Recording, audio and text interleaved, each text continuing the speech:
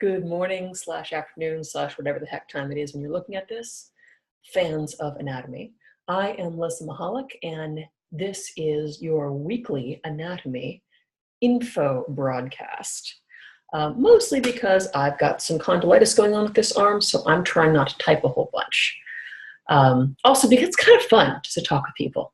So what I'm talking with you guys about for quite a while now, and possibly for the foreseeable future, is I am going through the free online course at Carnegie Mellon with their open learning initiative. So if you want to follow along, go to the Carnegie Mellon OLI site and look up their anatomy and physiology class, and you too can join. Now, this week, lucky you guys, we are doing molecular chemistry, which I know makes everybody go, "Woo, molecular chemistry, this is awesome!" And I will freely admit that I'm kind of glazing a little bit, and this is the nice thing about a free course. I'm not getting graded on this. So, I'm just kind of like, all right, can we get to the major body structures now? However, I can also see that this is going to be super valuable when it comes to the chemistry of what's actually going on in the body. I mean, so here are the awesome things that I've picked up from this. So today we're going to call this molecular information, or why we will not find life on dry planets. This is cool. So everyone's always like, drink your 8 glasses of water per day, which is honestly a straight up guess. Nobody's done studies on exactly how much water you should be drinking yet. Although if anybody wants to go and search through PubMed and see if anybody's got anything more modern, I totally want to hear about it. But the reason we're not going to be finding life on dry planets, Spot the sci-fi nerd, is that water is key for life. Like, water is a weird ass compound. Like, it's really bizarre. With most compounds, when it becomes a solid, the solid is heavier than the liquid, so it'll sink. Ice doesn't sink. That would be weird because we're not used to that. Because what the heck? But, if you have pretty much every other compound out there, the solid is more dense. Water, because of its weird structure, 2 hydrogens, 1 oxygen. I just don't have quite enough arms, but here's my head. Here's the oxygen. Here's the hydrogen. And they do their thing. Now, the cool thing about water is that it's pretty stable, which means that it can be a medium for chemical reactions. It's a solvent. Now, we usually think of solvents as like, carbon tetrachloride or like horrible cleaning solvents and things like that. And my body is 75% or more solvent. That's kind of gross. Solvent is just something that things dissolve in. We know tons of things dissolve in water, right? So that's why water is a solvent.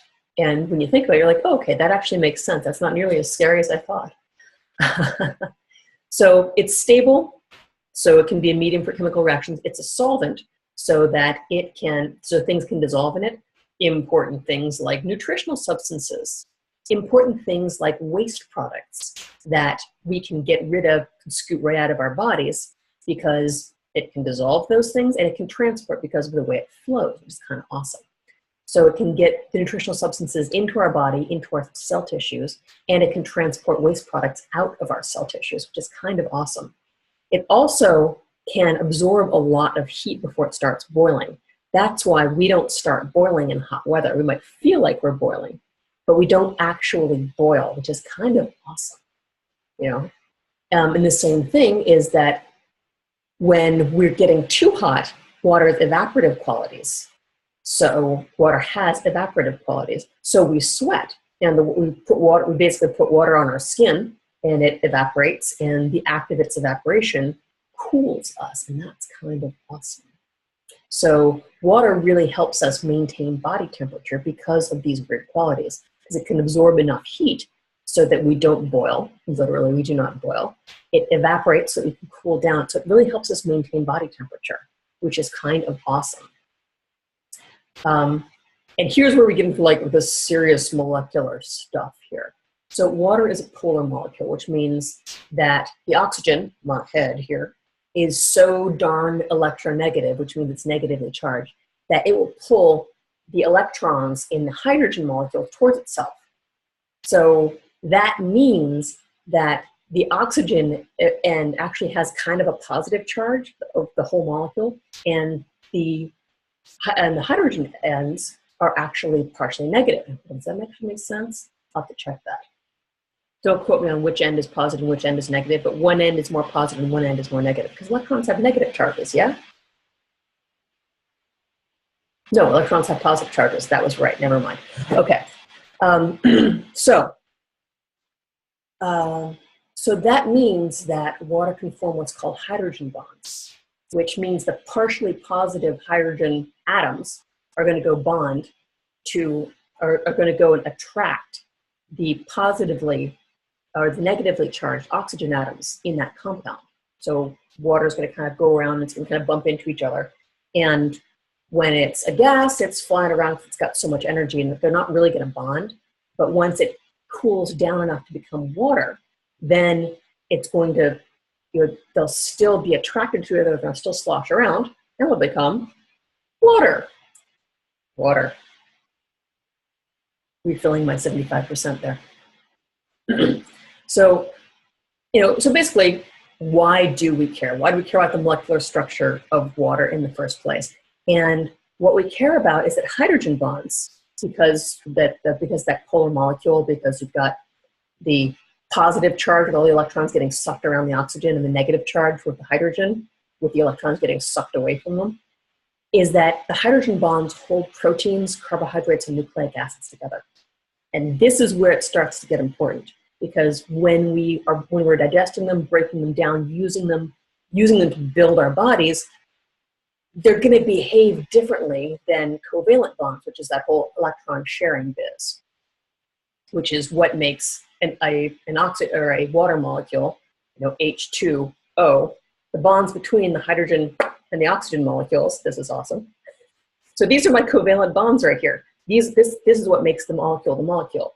Anything else, and if I had an extra head, I would bring it over and attach it to one of my hydrogen atoms, but I don't have an extra head, sorry.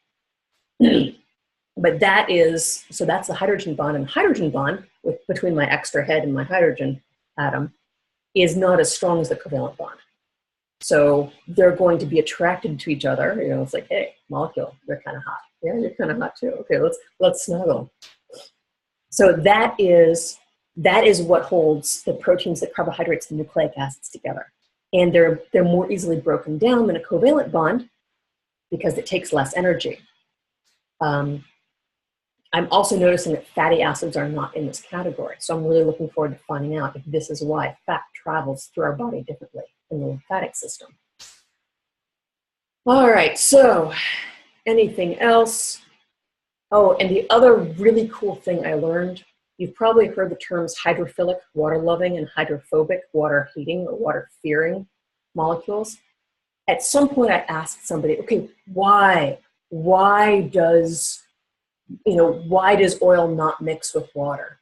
And he's basically saying, well, like every so often you just run up against a principle, it just doesn't. But now I know the reason that oil does not mix with water is that oil molecules, fat molecules, are hydrophobic.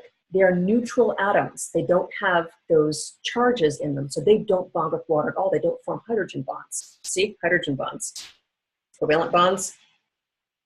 Here, extra head. Hydrogen bonds. There's her ear is my hydrogen bond. There we go. See, it's less strong than my thumb, just saying. So if you have a hydrophilic, a water-loving molecule, that's got molecules that are electronegative, so they will bond with the charges on the water molecules.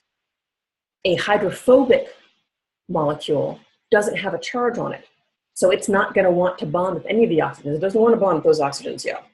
It doesn't want to bond with those hydrogens either. It just wants to hang out with its friends and just, so they kind of huddle, and they don't mix, they don't blend, For those of you who remember my cousin Vinny, they don't blend. So hydrophobic molecules, the oil molecules, will not, they just don't have a charge on them, so they don't want to bond with the oxygens. The hydrophilic ones, they do have a charge on them, and that will find the corresponding charge on the water molecule. So they'll go and dissolve and bond with the oxygen, or with the oxygen or the hydrogen in the water. So that's kind of cool. And again, why do we care? Who cares? Like, let's all you stop talking about these effing molecules and start talking about bones and muscles and stuff. Well, the basic structures of the cell, being our basic unit of life, the cell has, things like cell walls. We are made up of all kinds of biological membranes, which are anatomical structures, yo. And a lot of these are stable because of that hydrophobic nature of the fat layers in them. And those fat layers that make up our membranes are really, really important to keeping our membranes from dissolving. Because otherwise they'd just be like, oh, hey, I love me some water molecules, let's go bond. So sometimes you need to go bond. Sometimes you don't need to go bond. Just saying, we could take this back out on those Lavon sliding scales. Now this isn't a Lavon scale, we have introvert, extrovert. Sometimes you don't want to bond. You just need to stay with yourself, stay with your own kind, whatever that may be. And sometimes you just want to get out there, you want to bond with everybody, and this is super cool. Both of these are necessary, the structures of our bodies down to the molecular level. Just saying, sometimes you can be channeling those hydrophobic molecules, don't want to bond at all. Sometimes you're channeling those hydrophilic molecules. Let's bond, let's do this. So, somatics. You think it's all a metaphor? It isn't really. Even down the most molecular levels you've got, it is still part of your body. And you've got these qualities in. You can be hydrophobic, you can be hydrophilic. And actually, you know what?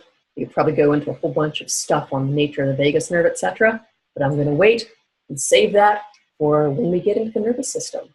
So enjoy your anatomy. Thank you for joining me today. Hope you've enjoyed this. Feel free to respond to this email. Tell me what's going on with you. And if you've watched all the way to the end, 1, go you. 2, remember that this Friday we have a live class on lower back anatomy.